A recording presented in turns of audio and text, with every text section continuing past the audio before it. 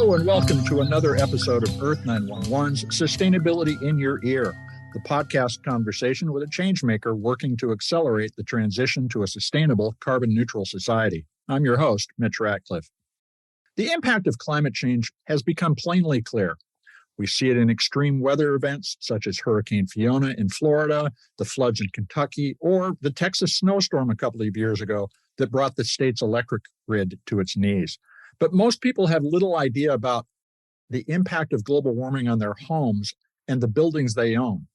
We're joined today by Ben Cohen, founder and CEO of Quoll Intelligence, a service, quote, dedicated to helping home and homeowners become more resilient, unquote. Quoll delivers a climate risk report for single-family homes that explains the likelihood of flooding, wildfire, and other climate impacts.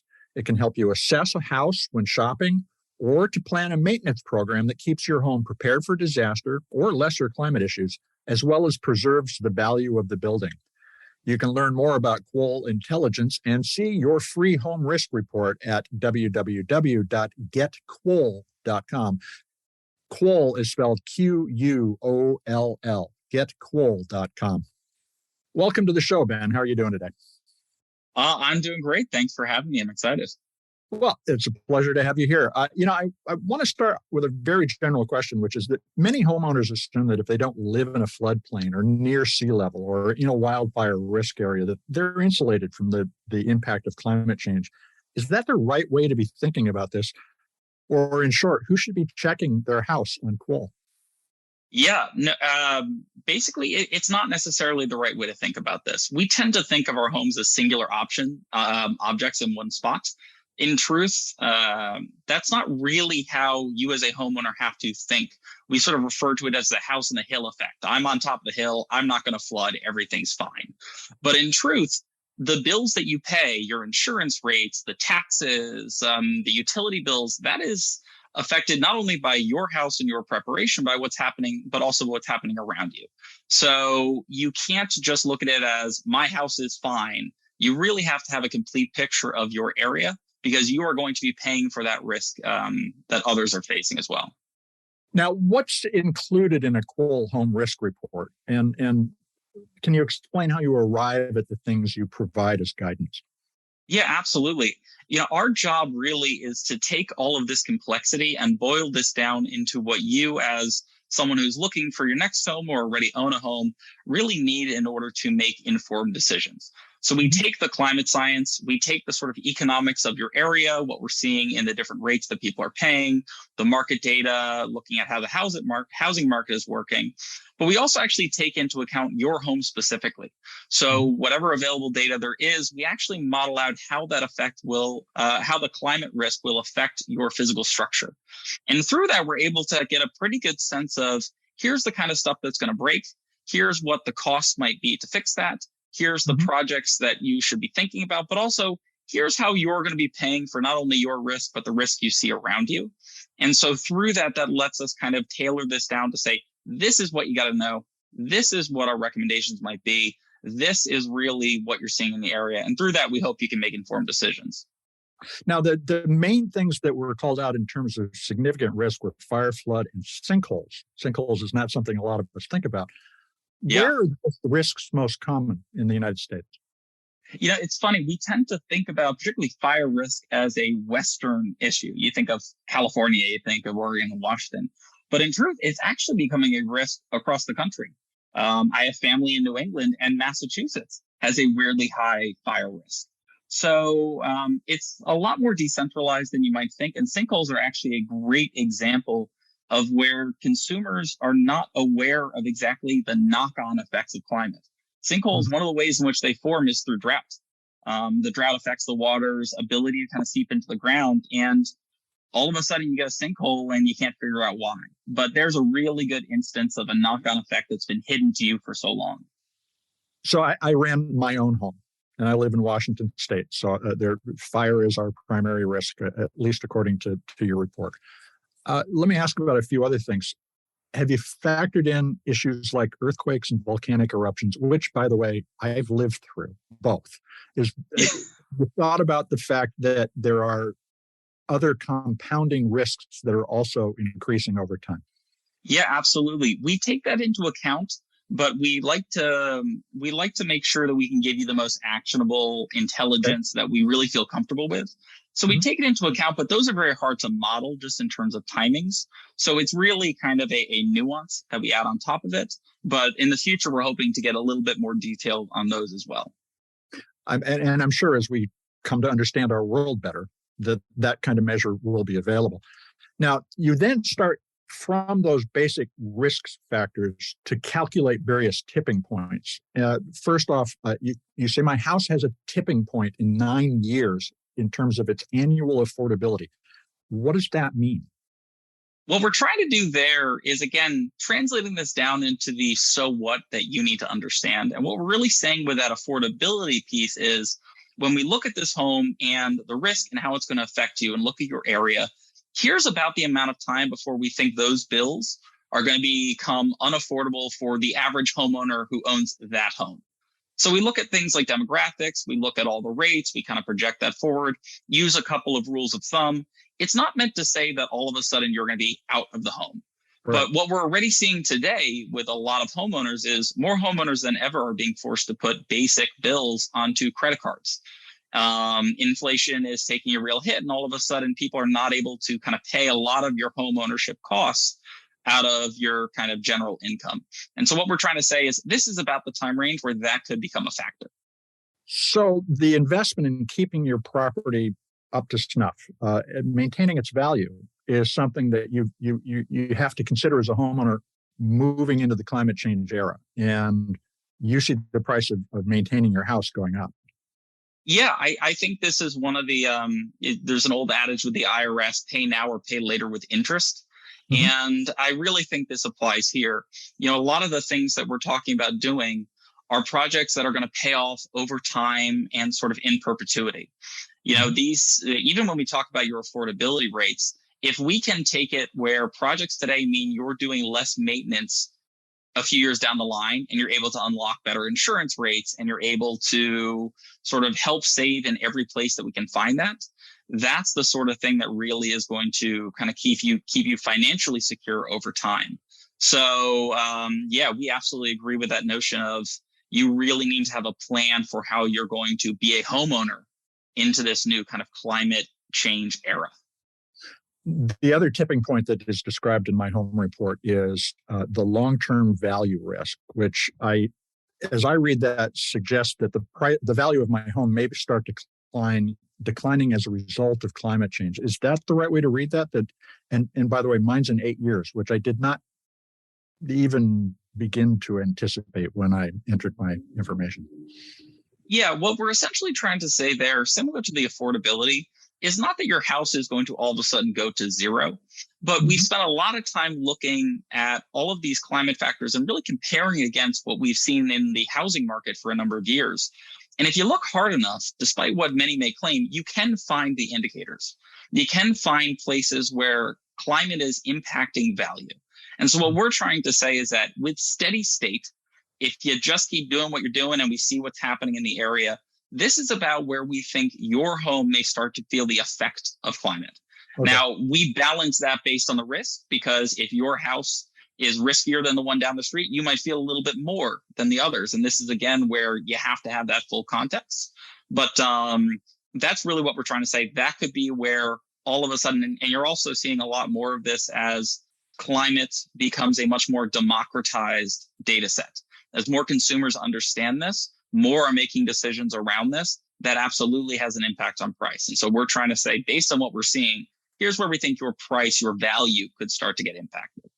So what are the cost factors you see changing at the meta level because of climate change? Insurance, how are taxes going to change, for instance? Yeah, and this is a really, Florida today is a great example of this as we watch what happens over the course of the next year. People forget that the government comes in and has to do fixes every time a big storm comes through, has to replace infrastructure. There's actually a town in California called Corcoran where the town center itself has sunk, I want to say about 10, 11 feet over the course of 5 years. Now, if the town wants to still exist, there's a lot of spending that goes into this. Right. And where do you think that money comes from? It comes from your taxes.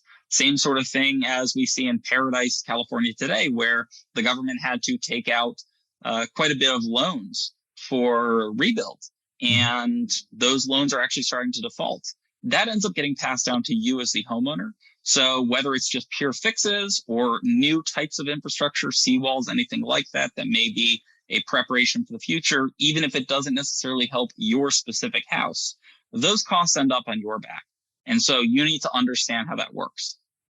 So taking Florida as an example because of Fiona, will anyone living within 3 feet of sea level be able to afford flood insurance within the next 30 years?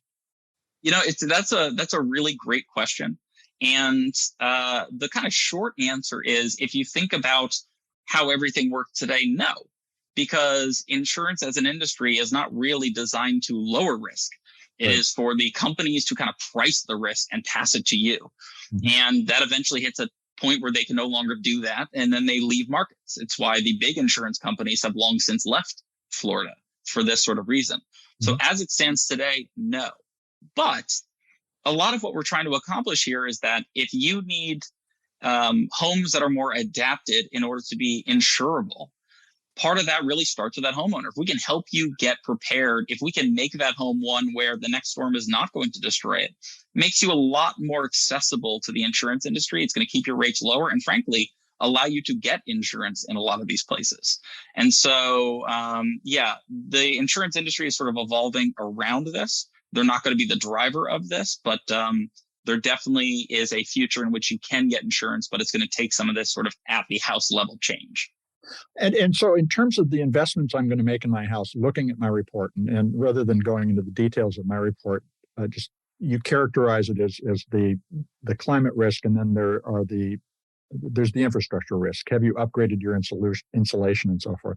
When I look at the report, how should I think in terms of acting on that information? Is it the basis for a plan to improve my home? What's your advice? I think the first advice is don't get overwhelmed and look away, because, as a homeowner, all of this stuff is very overwhelming. And we suggest and recommend quite a number of things to you tailored to your risk profile. And it can be very easy to go, okay, I don't know how to think about this, what to do next. But really, you said, I think you said the great buzzword, which is the plan. No one is expecting you to do all of these things tomorrow.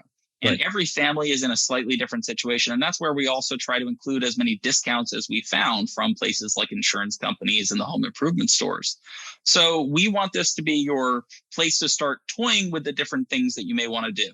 This may be something that you think you've thought about before. This might be totally new. We're not expecting that to be I see this for the first time and therefore I'm going to go. But that's actually why we give you links to the different vendors that are doing this, because we want you to be able to, when we tell you a potential project, actually be able to click in and see, okay, here's what this group is offering. Here's what this group is offering. Let's give you as much information as possible, because that's what you need in order to make the right decision for your family.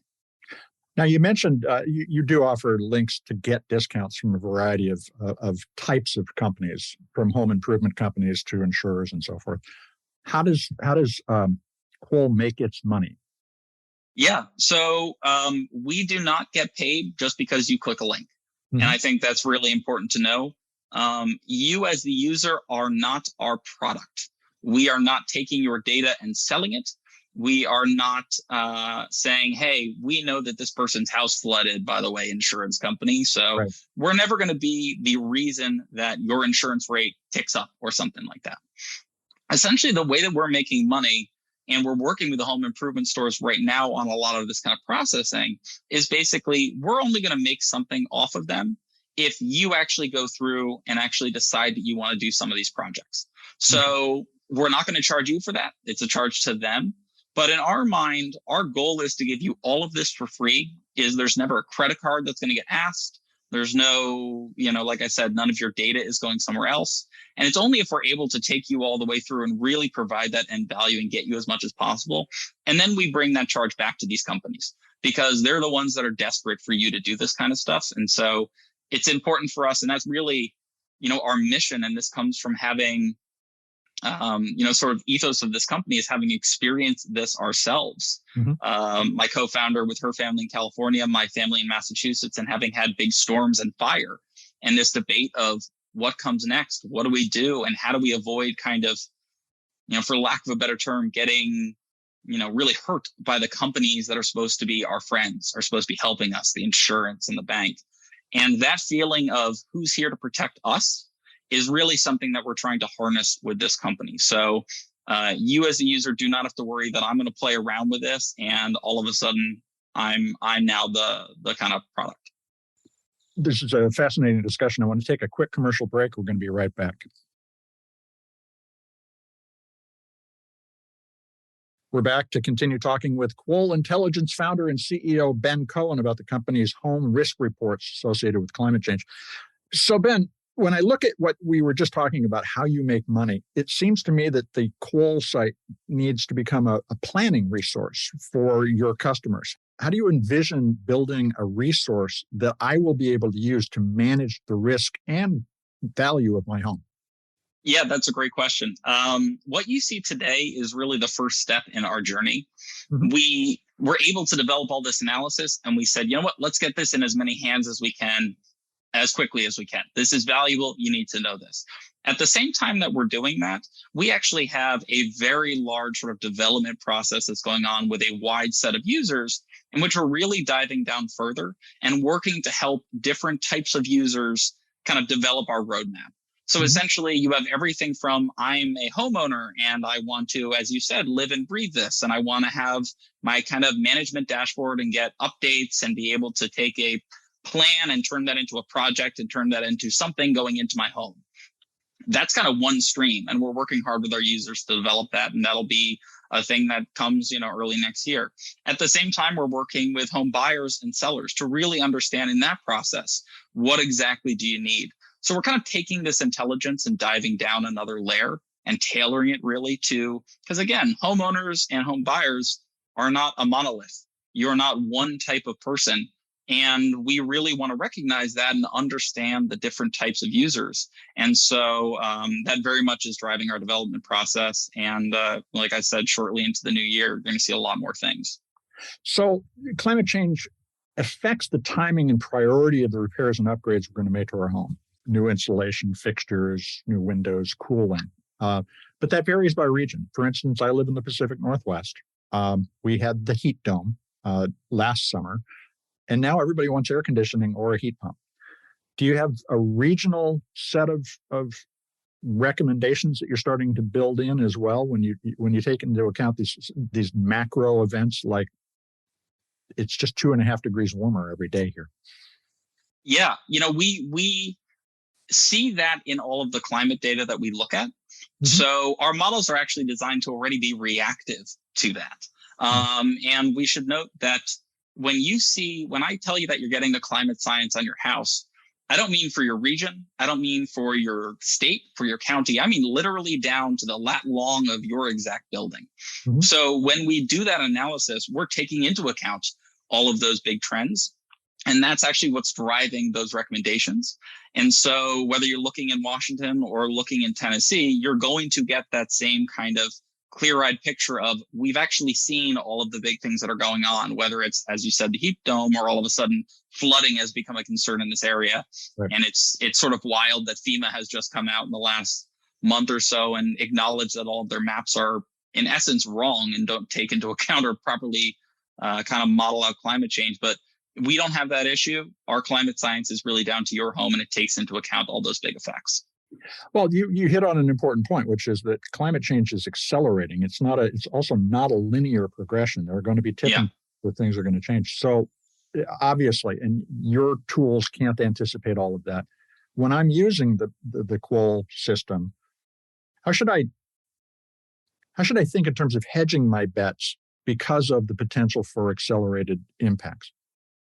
Yeah, and that's another great question. It's this is again where we recognize that different homes and different families are going to think differently about this. And so we don't believe that by pitching you something, by recommending something, you're going to go out and do it tomorrow. And I think Right. every homeowner will have this kind of internal debate about what is my time frame for it. And it sort of depends on the risk we're talking about. If you're in fire country or near floods, that is a very clear and present, you need to do this today or as quickly as possible.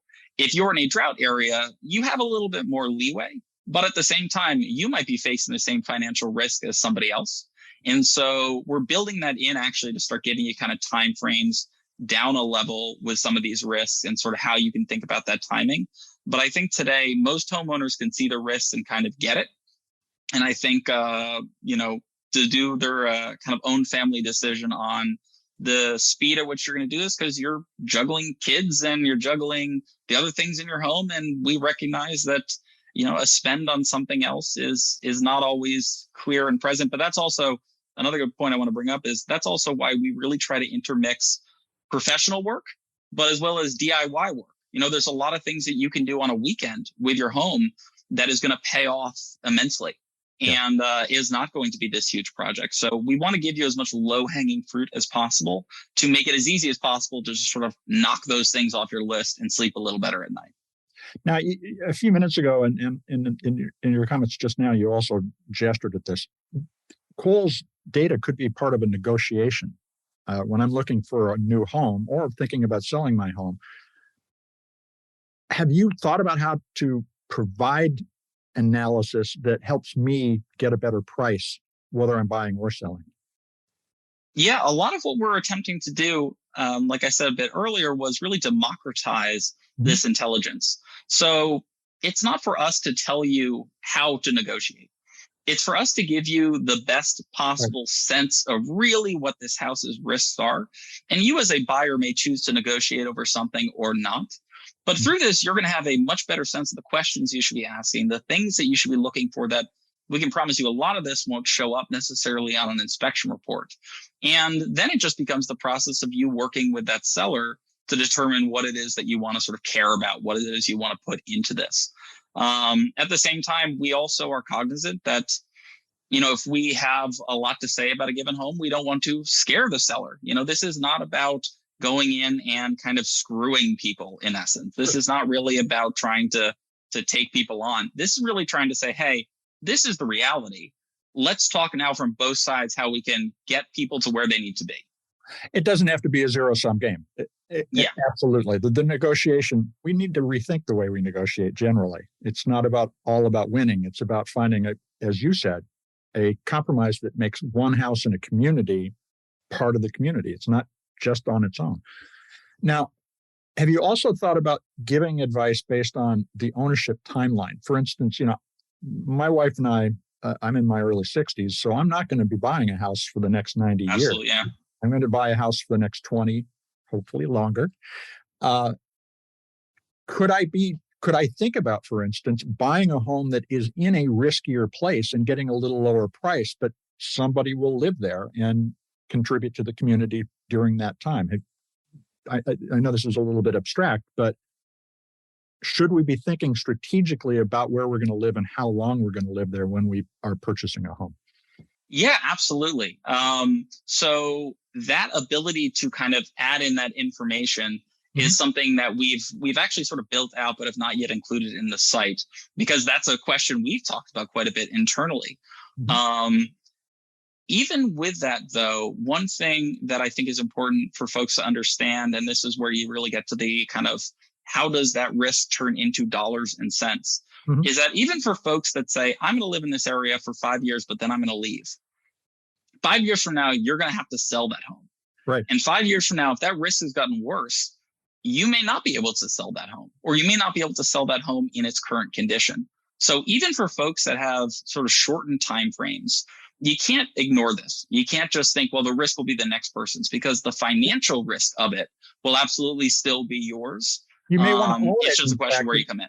You may want to own that risk in order to get the lower price up front, so that at the end of the life, you may just walk away.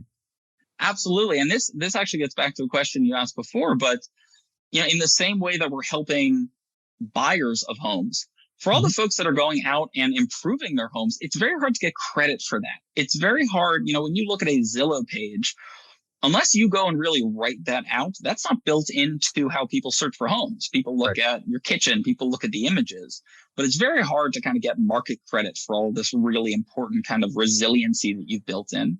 And so one of the things that we want to enable through Quoll, and this is where as you use the site and tailor it a bit more, you can change around the home data. You can see how the analysis changes as you kind of further tailor to you past whatever we were able to find on a given home. This is where when you go to sell that house, if you've done a lot of this work, we're going to be able to help kind of get you credit for it. We're going to help ensure that folks are able to see in a really nice, coherent fashion just how much improved this kind of risk profile is. And that's going to pay off huge down the line. So there's a real opportunity to do the work, but really get credit for it. That's really interesting. So what you're really describing is a Carfax report for your house in the long term. Yeah, it's a Carfax in the sense of we want to get you credit for doing good things, but we are also human beings and we don't want to kind of put you in a tough position for being honest. Right. So it's not about going and saying that I had a flooded basement at one point and now I have to tell everybody about it. It's still a thing, obviously, from a moral perspective, you should be doing, but it's not to go and say that, hey, you've given us all this extra context, so let's go and share it. But by tailoring all this to the risk, we can really highlight all the things you've done to ensure that house never floods again, for instance. Exactly. And that aspect of Carfax, as the sort of analogous example, is absolutely something we're hoping to achieve. Again, it's democratizing this stuff. You need to know this, and all of these companies have hidden this stuff from you. Let's get you everything you could possibly need. Now, you can get really meta with this kind of thing. Have you thought about including data about other types of climate-related risks, like regional food supply risks or invasive species risk, which you could then use to plant your yard in order to make it still attractive and still naturally beneficial rather than bad for the planet when you sell it? Yeah, absolutely. So right now, when we do an economic analysis of your area, we're looking at kind of the economic growth. We're looking at whether people are working in the county versus moving out and having to go elsewhere. We're really looking at the resiliency level. But we do actually take in quite a bit of other data on your location. So you mentioned some really important things like invasive species, but here's another really important one. What about health? What about pollution? What about all these other things that are coming in?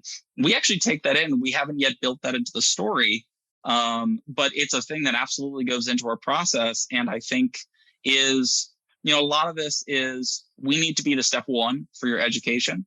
The further we get into that, the more we can layer in all the extra things and explain to you, okay, now that you really understand knock-on effects, let's start telling you the next layer of knock-on effects. Let's start telling you the day-to-day habitability effects. And so we're absolutely going to be including those.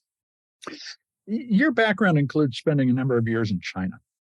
And that's a country that has both made tremendous strides over the past few decades in terms of modernizing and bringing almost 1 billion people out of poverty, but also faces an incredible climate risk. What did you learn there that you've been able to apply as you look at the U.S. homeowners situation? There's a lot of things that you learn out of that. I mean, going back to the comment about pollution, you can see just how much your everyday life is affected by what's going on around you that may not happen on your street, may happen hundreds of miles away, but is affecting you and your health.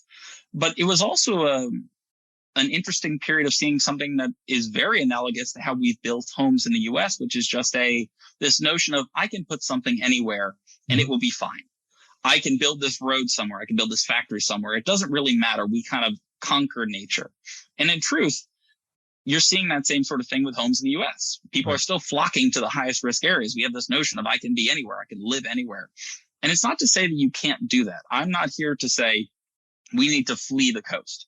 I'm here to say there is actually this second debate that needs to happen of, okay, you've happened to live there, but here's all of what that means. And here's all the ways that there's an extra layer of preparedness that you'd not really thought through that I saw both in China and see in housing here in the US.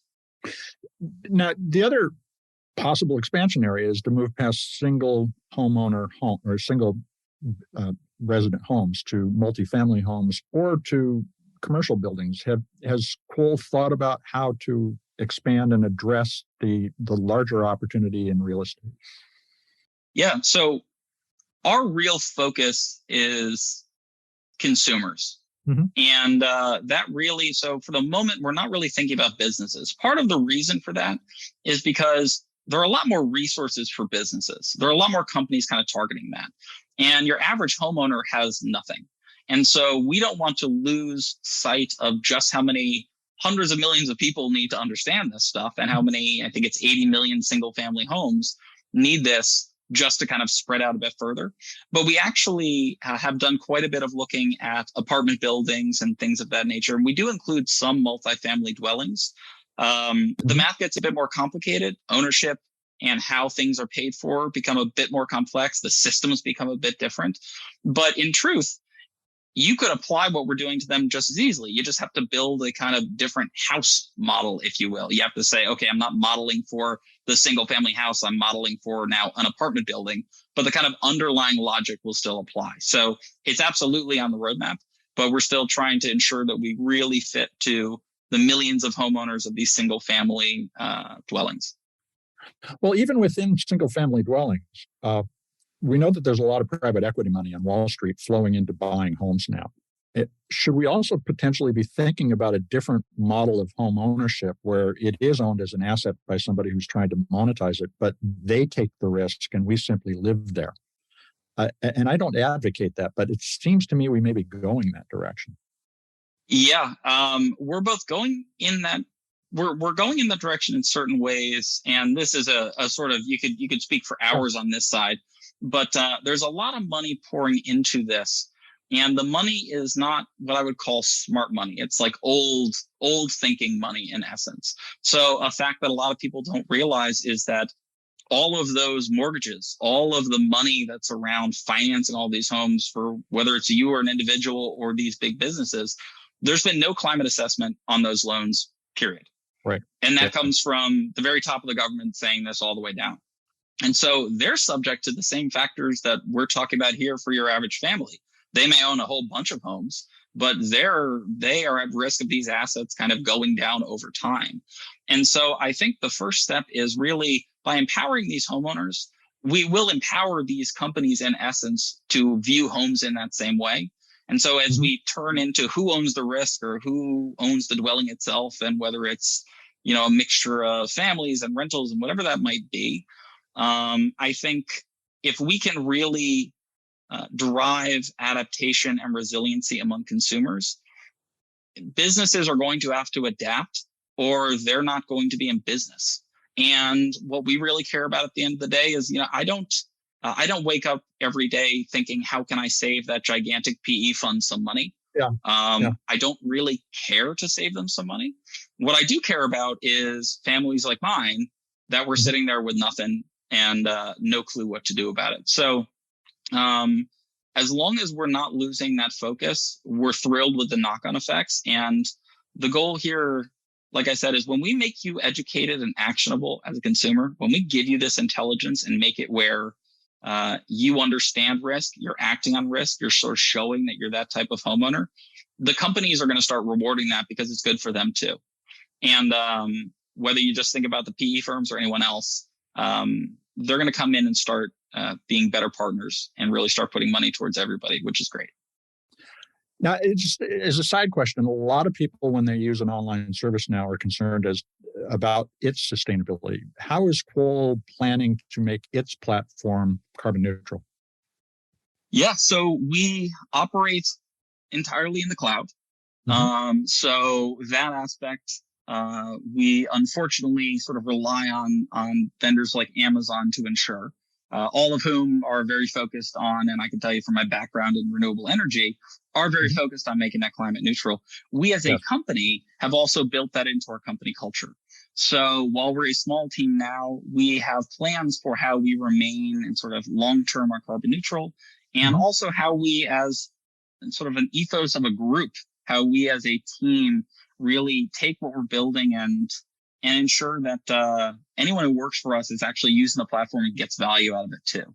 So I would say our most important thing is to ensure that when you start working with us, yes, we're doing the company things, We're doing the things that are important on the company website to say that, we're green and all that stuff. But it doesn't really matter if we can't then translate that down into what we empower the consumer with. Now, how can people get started? What's the first step? It's pretty easy, but I'd love to hear you explain. Yeah, the first step is really just learning. The first step is coming to the site, entering your address, and taking that first dive into this risk profile. Like I said at the beginning, this is an overwhelming topic. This is, for many folks, a very scary topic. Our goal is not to scare you. Our goal is to say, you have a partner in this. We're going to tell you everything, but we're not going to give you doom and gloom without a way out. We're not going to kind of tell you that all is lost, because all is never lost. And so I think the first step is come to Quoll, enter your address, see your starting position, play around with it, change the data, look at the different projects that we have. But also, if you have questions, contact us. We have a whole forum around this. We'll happily get on the phone with you and kind of walk you through what we're seeing and give you any extra context we can. We want to make sure that you understand everything and feel empowered out of it. So we stand ready to kind of fill in any gaps that you might have. Well, Ben, I want to thank you for taking time to talk with us today. No, thank you very much for having me. I love what you guys are doing. And I think this is, like I said, this is a scary topic, but we as a society can't look away from it, and we all need to kind of incorporate it into our lives. There is no doubt that when you face reality that you can make improvements, and let's hope we all do it together. Yeah, absolutely. We've been speaking with Ben-Cohen, founder and CEO of Quoll Intelligence. You can learn more about them and enter your address to see your free home risk report at www.getquoll.com. Quoll is spelled Quoll, getquoll.com. Ben's comment that climate impact information is scary underscores a hard truth. Most of us look away from the difficult challenges that a warming planet presents, and too many of us look for zero-sum, winner-take-all solutions instead of taking the time to understand our shared risks and work out shared solutions. In an era where we have discovered so much more about how the world and its environment works, data can make problems clear. The answers, of course, have to be worked out, and we seem to be stuck when it comes to discussing how to solve our problems. The data provided by Quoll and other risk assessment sites, such as riskfactor.com, provide the basis for neighbors to understand the individual and shared risks they face. So maybe if we look at the facts, confront our reality, we can turn to having a dialogue that results in a shared and shareable path to a sustainable future. Take a look at your Quoll risk report and then visit your neighbors and talk about what you found. Then maybe you'll be able to start to discuss how your block can work together to prepare. Maybe we can break down some of these barriers, but it has to start at the grassroots, because clearly the people at the top are all trying to win without real attention or even acknowledgement of the problems that most of us face. I read today a survey that a majority of Americans do not think that either political party has the answers to economic and climate problems. And the fact is that neither party can solve all climate changes alone in a country of 330 million, spread across 50 states and thousands of localities. We need to move beyond winner-take-all politics to first acknowledge all the pain and financial risk called out from both sides of the ideological divide. Then we need to take time and listen, understand, and negotiate a way forward that is flexible enough to accommodate many lifestyles. Using data tempered by human insights to discuss the future together is our best path forward. I hope you take a few minutes to share this show and all the others that we have, hundreds of interviews now. You can find them all on Earth911.com. Look for the podcast tab. And we hope you'll amplify this. We take the time to capture these discussions, but you can spread them and get people talking. So talk to your family, your friends, your coworkers, people you meet on the street when you see something that calls out a climate impact right in front of you, and point to it and begin to talk. Sustainability in Your Ear is available on Apple Podcasts, Spotify, iHeartRadio, Audible, and other fine purveyors of podcast goodness. Let's get the word out there, and I appreciate you taking the time to do so.